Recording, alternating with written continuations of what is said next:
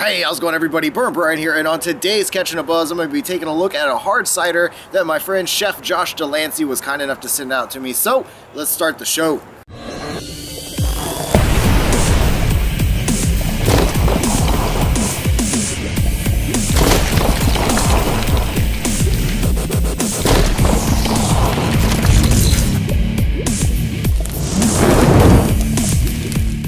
This video is way overdue, and it just seems like every time I was trying to get to this beer, something always seemed to come up, but I am very happy to finally get to try this one and share my thoughts on it with all of you. And again, I have to say a big thank you to my friend Josh for sending this out. Thanks a lot, dude. I appreciate it. Basically, this particular cider, Josh had been searching for a long time since he was back here in the States. Originally, he discovered it while he was traveling around in Ireland. It quickly became one of his absolute favorite hard ciders. And, you know, he and I talk about a lot of different things on Facebook, you know, of course, spicy foods, hot sauces, but another interest that we share is beers and stuff. So a friend of his actually managed to come across a big load of this in Tallahassee and send it all to him, and he was kind enough to share a 4-pack with me. So again, big thank you, man. I appreciate it a whole lot. So basically, the one we're looking at today is called Magners Original, and let me give you just a little bit of a background about this. So Magners has been making cider since 1935, and they still use the same historic methods to make their cider that they did back then. And they use 17 varieties of apples, waiting to make sure they're the perfect juiciness, ripeness, all that good stuff.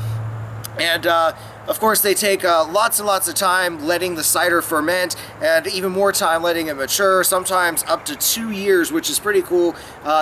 You know, ciders definitely, the longer you let them sit, can get stronger, and the flavor can only enrich and get better.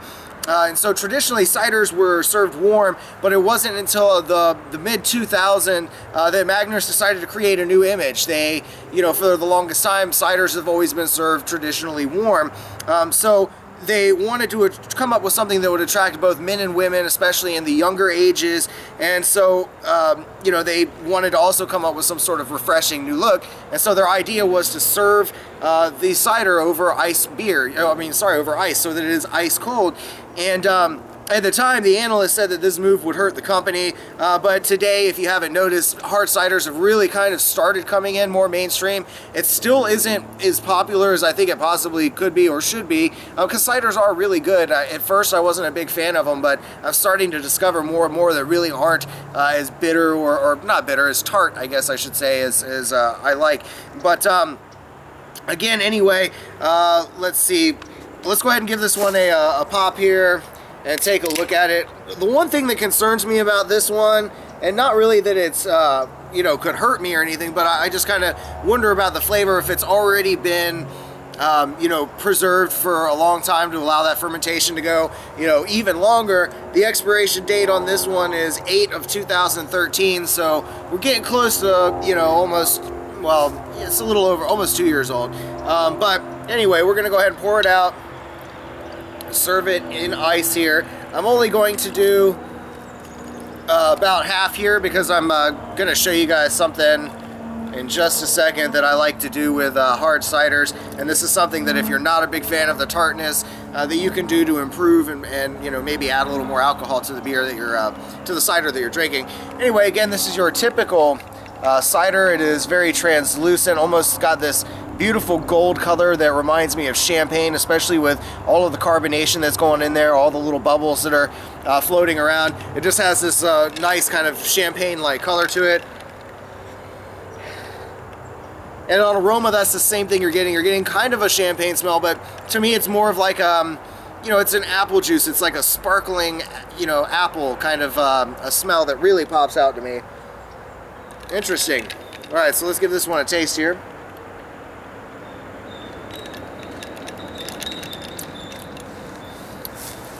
Interesting. It's good to me.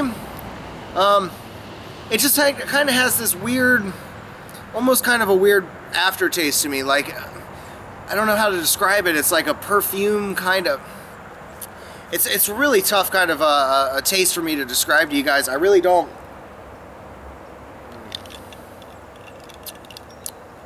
I mean, of course, I'm getting the apple. I'm getting that, you know, nice, refreshing, cool, crisp kind of of taste there. And again, it's not at all an overly tart beer. It's a nice mild cider. It's definitely, it's good. It's not probably one of my favorites, I would say. Let me give it one more shot here.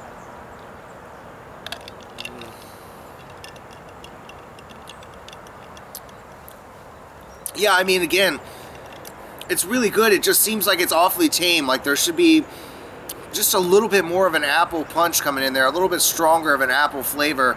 And that could be, again, because the fact that it's almost 2 years expired now. There's a good possibility that that could have caused some kind of damage.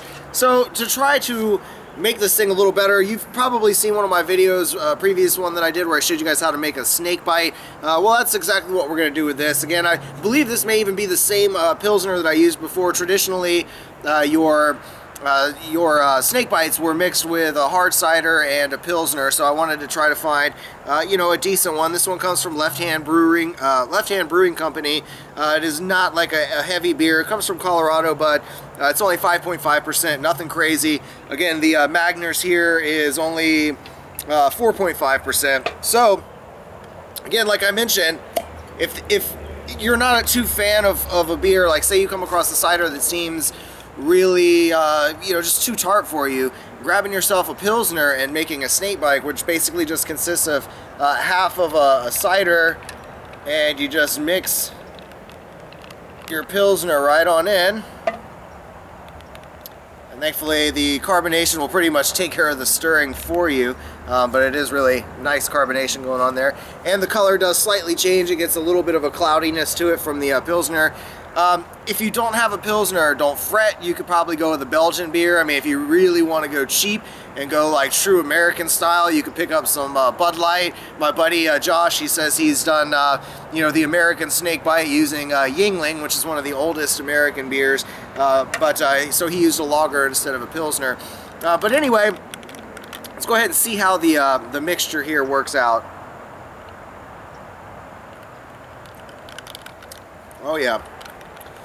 Really nice. Again, you still get the slight apple flavor. It's not at all much. Again, this is probably why I would like the cider to be stronger of an apple flavor, because the Pilsner pretty much comes in and dominates a lot. There's still a little bit of a, you know, a little bit of that crisp taste that comes through, but you know, for this particular mixture, it really does kind of dominate over this, because it's not a very dominant, strong flavor. I will have to try to find some more of this, again, one that's more in date, and see if my opinion's any different. If it is, of course, I'll give you guys an updated video on it, but as it stands right now, again, it's not one of my favorites, but it's definitely drinkable, and it's a new experience. It's a new beer to try, so I really appreciate you sending it out to me, Josh. It definitely means a lot. I will have a beer coming to you soon from one of the first batches that I brewed, so I'll look forward to hearing your thoughts on that. But wow. Anyway, I don't really have a whole lot to talk about. I just kind of want to you know, let you guys know that there's all kinds of stuff coming up in the channel, as you know. Always new hot sauce videos. If you have any suggestions, comments, I would like to try to eventually do some sort of Q&A video, just because those are a whole lot of fun. And oftentimes, you know, I've got all kinds of stuff to talk about. I just don't really know what you really want to hear.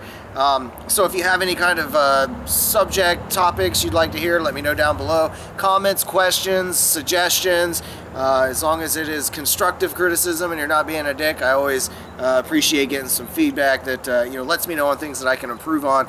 And if I'm doing a great job, hey, it's always nice getting a pat on the back. But anyway, thanks for watching, everybody. Again, I hope you enjoyed. Don't forget to join me on all the various social networking sites, from Instagram, Google+, Twitter, on the Facebook.